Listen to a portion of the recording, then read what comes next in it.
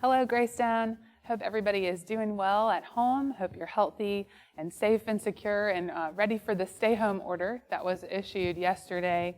It's been a while since we have sent some announcements your way, and so I thought I might just take a moment and share with you a little bit about what's going on at Greystone now that we are fully digital. As you know, our physical campus has been closed for a little while now. That will remain closed until April the 19th. And as we get closer to that date, we will let you know if we feel the need to extend that time or not. But given the stay-home order, which ends on April the 17th, we felt like it was safe for us to go ahead and plan on the weekend after that Friday. So we will not gather here for worship until after April the 19th. And again, we'll let you know as things develop, as we learn more about the pandemic and how that's affecting Wake County. I also want to make sure that everybody is aware that while the physical campus is closed, the work of the church continues. So our committees and our teams are hard at work. They're meeting regularly on Zoom calls. The staff and volunteers, as well as the deacons, continue to do our good work, calling and connecting with members across the spectrum of age. We just want to make sure that everybody is contacted, that everyone feels connected. If you have not yet heard from anyone at the church on the phone, if you haven't received a deacon phone call or a call from a staff person, please reach out and let the church office know. We want to make sure that we are indeed maintaining that sense of community with all of you. Also wanted you to know that the search team for the Minister of Worship, Music, and the Arts has begun their work, and they are right on schedule. They recently finalized the job posting and have published that on the church website. I believe the next step is to begin sharing that widely within our networks, within our peers, and on social media. So stay tuned for that coming out on Greystone social media. And once that happens, feel free to share it on your own pages. We want to cast that net wide and take advantage of this opportunity to connect with people digitally. During this time of physical distancing while the campus is closed, we want to make sure that you're aware of the many ways that you can remain connected, not just to make sure that the business of the church is taking place, but also to make sure that your spiritual lives are cared for. So a few opportunities, and when I say a few, there's a whole page written here, so there are a lot of opportunities for you to remain connected, and I'm going to name some of them now.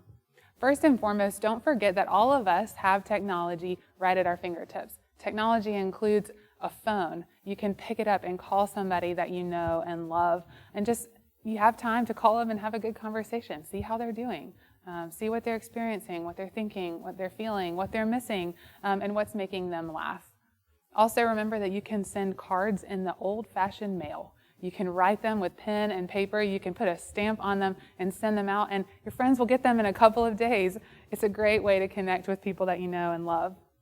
In addition to those two things, you can also take advantage of digital technologies using email, text message, Zoom conferencing. One thing that my family has really begun to look forward to is doing a Zoom dinner date. So pick a family that you haven't hung out with for a long time and schedule a Zoom date, put them on your dinner table and share a meal with folks, even though you can't share physical space. There's so many ways that you can connect with one another. And if you need any more creative ideas, give us a call. We'd love to share what we're trying. And I'll speak for myself and say, I'd love to know what you're trying. So let's continue to share those ideas with one another as we try to connect socially and spiritually in this time of physical distancing. Also, we hope that all of you are participating in our YouTube worship services. We have a team of volunteers that's working alongside the staff to get those services produced and edited and published, hopefully before the 8:45 hours, so that you early worshipers can continue in that rhythm that is so important to you. We want to honor that. If you haven't checked out that YouTube channel, if you haven't seen a YouTube worship service, again, you can contact the church office or you can check the emails that come in from us. But our hope is that those can be enriching for you during this time while we can't be in our sanctuary.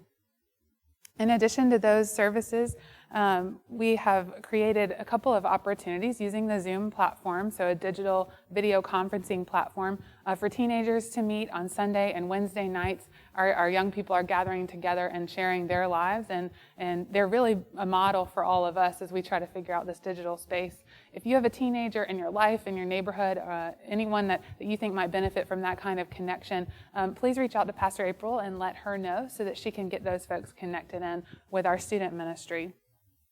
Also, for any adults who have a free lunch hour on Mondays, I would love for you to join me for a midday Bible study. We're reviewing the scripture, thinking about it, talking about it, studying some scholarship about the text that will guide our upcoming worship services. The first time we met, we had 14 people. Second time, we have 28 people signed up, and I would love to see that growth parallel that curve, right? We've got COVID-19 growing. I'd love to see their midday Bible study growing as well. But most importantly, I would love to connect with you weekly as we talk about Scripture together. We also don't want you to forget that we are still praying for one another. We have our prayer list, which you normally received printed on Wednesday nights and Sunday mornings, available through our weekly emails. And we also have a prayer request form that you can access online. So if there is a joy or a concern that you would like to share with the broader community here at Greystone, just fill out that form. Or if you don't have the link, if you can't find it, or if you don't want to fill out a Google form, you can email Annette at office@greystonechurch.org.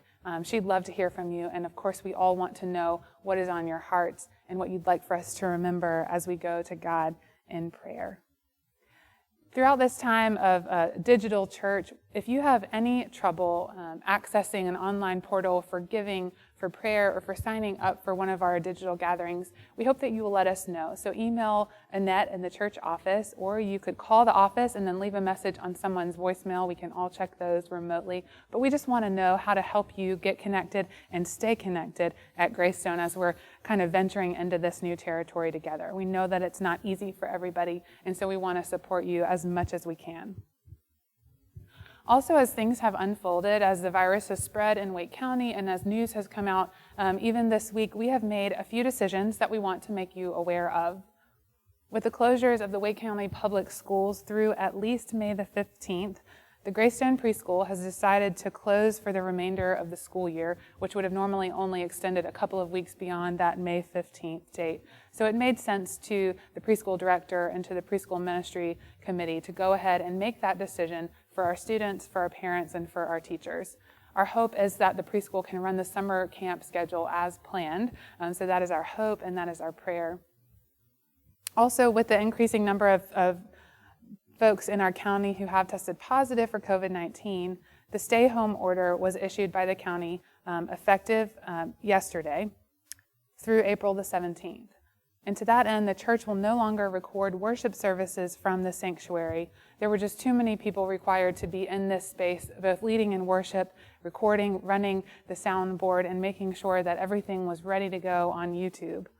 So we've decided that in order to support that effort from our county to help stop the spread of the virus, we're going to be recording our worship services from our homes. So you will see my pieces come from my home. You will see Pastor April in her home, Pastor Amanda in her home. You will see Chris in his home, and you'll see hopefully some lay leaders participating from their homes as well. So consider this a very special and unique invitation to worship with us in our homes as we worship with you in your homes.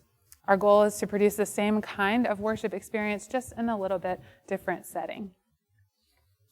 So this is a lot of rapid change that's happening around us and among us. And if you're like me, sometimes a lot of rapid change is overwhelming. It takes time to process what all's happening. And finally, when it does hit, it feels a little bit like grief. Sometimes it feels a little sad, sometimes a little overwhelming. And so because of that, I want to take a minute to share with you something that I'm really excited about. This is an opportunity that might not have happened if everything was going just as usual. On Palm Sunday, April the 5th, I will join with 4 other pastors to offer a community service of Palm, Passion, and Table. Together with the Fountain of Raleigh, with Longview Baptist, Millbrook Baptist, and Trinity Baptist churches, we will worship digitally and yet all together as we prepare for a very different kind of Holy Week. You'll be able to find the service on Greystone's YouTube channel, so you can go to the same online space that you have grown accustomed to attending church. And you'll also receive an email that Sunday morning when the service is posted to the YouTube channel. When you log in, you will hear the familiar voice of Pepper Choplin, who will be leading in music that full service. You will hear the wisdom of Paul Anderson and Andrea Dellinger-Jones, who will preach that day. You will hear Randy McKinney lead us in prayer. And then you'll see Jeff Roberts and I as we lead in the celebration of communion. There will be opportunities for you to prepare for this time of worship together, inviting your whole families to gather supplies like a Bible or a candle, perhaps some bread and some juice, so that you can participate in the full experience of that worship service together. Trust me, this has been a real joy to plan this service, to partner with our sisters and brothers across Raleigh as we manage this crisis together and as we continue to reimagine church. Hope that you'll join us on that Sunday, and we'll be in touch soon with some more updates and hopefully some more exciting ways for us to be together online. As I stand in this empty sanctuary and recognize that this is probably the last time that I'll be in this space thinking and leading in worship in some way, I remember the Hebrew people, the Israelites, who multiple times had their temple destroyed, who lived in exile under foreign kings, and who had to learn quickly at times that God lived among them and within them, that God could not be confined to the temple where they loved to go, to gather, and to worship. And so it seems appropriate for us to remove the Christ candle to symbolize our sudden distance from this physical sanctuary, but also to take it out as a reminder that even though we worship in our homes, when we are unable to gather in our sacred space, Christ is with us. Christ is with us in our living rooms. Christ is with us in our kitchens. Christ is with us as we open our front doors to step outside for sunshine. And Christ will be with us again when we find ourselves in this familiar sanctuary.